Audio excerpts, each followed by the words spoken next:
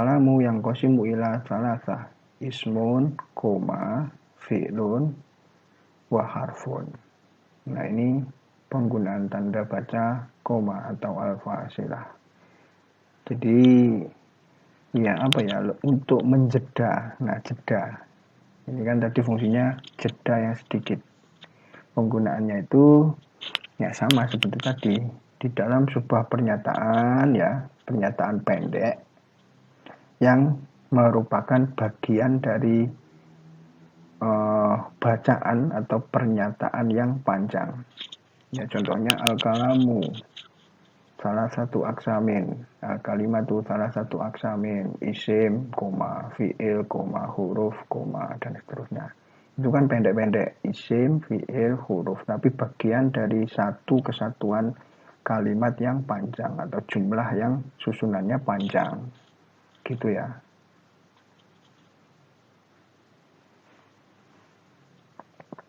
Nomor 2, an-nuqtah atau titik.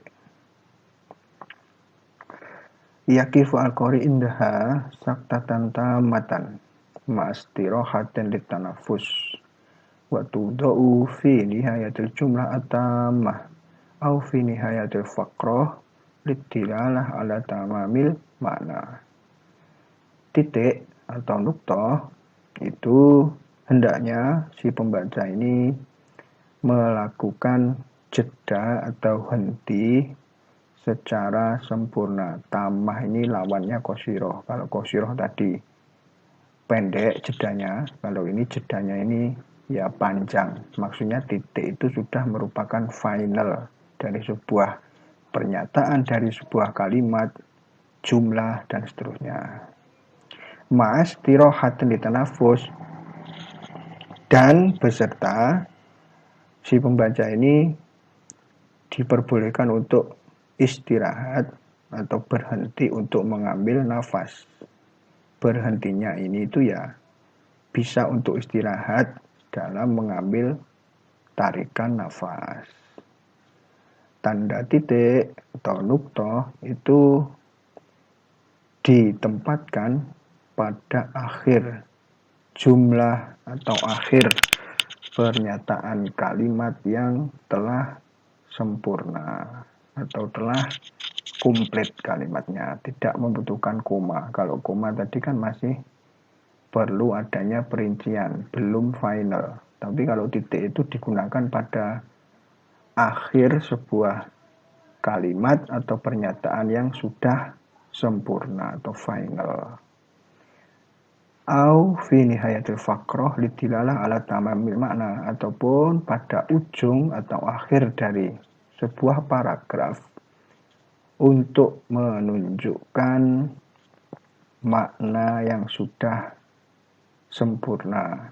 Artinya dalam satu paragraf, satu bacaan itu kan pasti diakhiri dengan tanda titik karena menunjukkan bahwasanya faqrah atau paragraf tersebut itu sudah menyampaikan maksud dan makna secara utuh, secara sempurna.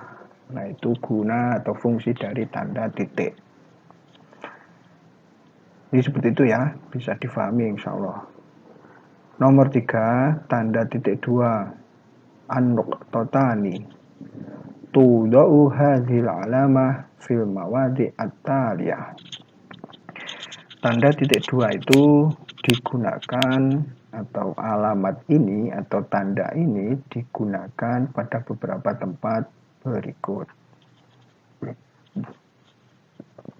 Yang pertama, baina lafdil qawli wal kalamil makul mithlu qala rasul an-nuqtatain al-muslim akhul muslim. Yang pertama, tanda titik 2 itu digunakan atau diletakkan di antara dua lafadz antara sebuah pernyataan dan juga ucapan dari yang diucapkan. Pernyataan. Kalau ada bahasa gini, ada seseorang yang mengatakan ada qail, ada makul, atau di antara lafadz yang di situ pernyataan dan juga yang mempernyatakan. Contohnya qala Rasul titik dua. Nah ini kan di antara qail dan qaul. Itu ya, baina lafdzil qauli wal kalamil maqul.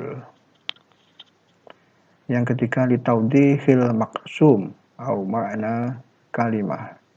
Mislu ad-dahru yaumani, yaumun laka wa yaumun alaik. Yang kedua, tanda titik dua atau nuktotan ini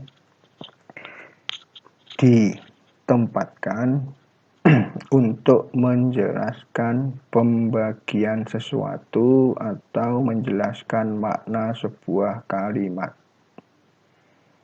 Untuk menjelaskan pembagian sesuatu yang dibagi atau menjelaskan makna dari kalimat.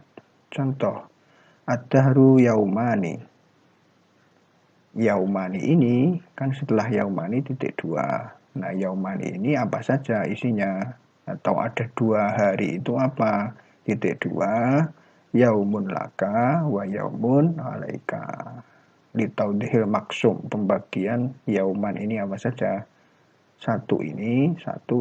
Maka di sini perlu mendatangkan tanda titik dua. Atau arti makna dari sebuah kalimat. Semisal ada kalimat yang perlu untuk didefinisikan, perlu adanya takrif, perlu adanya mafhum, maka setelah kalimat tersebut itu diperlukan adanya titik dua. Seperti ini ya. As-soda titik dua, irtidatus sauti. Irtidatus sauti itu adalah makna atau maksud dari as-soda.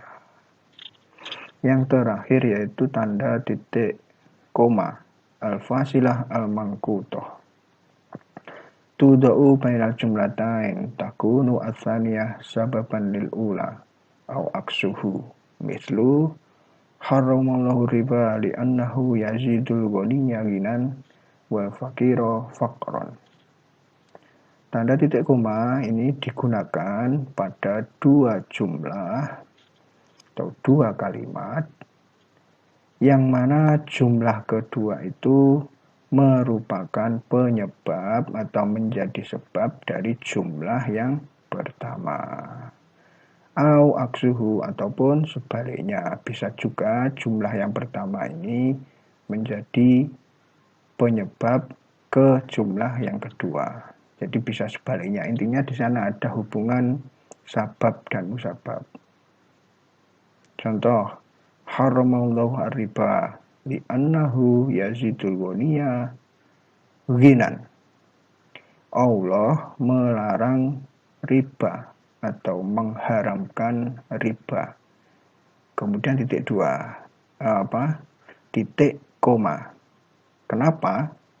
Li'annahu yazidu al-ghaniya ghinan wal faqira faqron. Nah, ini adanya jumlah yang pertama ini kan butuh sebabnya apa? Kenapa Allah melarang riba? Kenapa Allah mengharamkan riba? Ini kan jumlah yang pertama, kalimat yang pertama. Lalu setelah itu mendatangkan titik koma, kemudian diteruskan dengan jumlah yang kedua. Dijelaskan, oh ternyata ini toh sebabnya. Nah itu. Ataupun nanti bisa juga sebaliknya. Jadi intinya penggunaan ini diantara 2 jumlah, 2 kalimat, di mana antar satu jumlah dengan jumlah yang berikutnya itu ada keterkaitan hubungan sebab. Maka di situ dipergunakan sebuah tanda baca yaitu titik koma. Nah, mungkin itu saja dari saya. Karena ini Darsul Ashir sudah memasuki pertemuan yang berikutnya. Ya, selebihnya nanti bisa dibaca sendiri. Saya hanya menyampaikan inti dari kaidah-kaidahnya. Nanti selebihnya untuk pendalaman bisa kalian baca sendiri, terutama dengan contoh-contohnya. Taib, yumkin kafaitu ilahuna. Syukron jazilan ala husni timamikum wa afu minkum katsiran la'allakum tastafiduna min hadzal dars. Sanaltaqi marratan ukhra fil mustaqbal insyaallah. Ila liqa. Wassalamualaikum warahmatullahi wabarakatuh.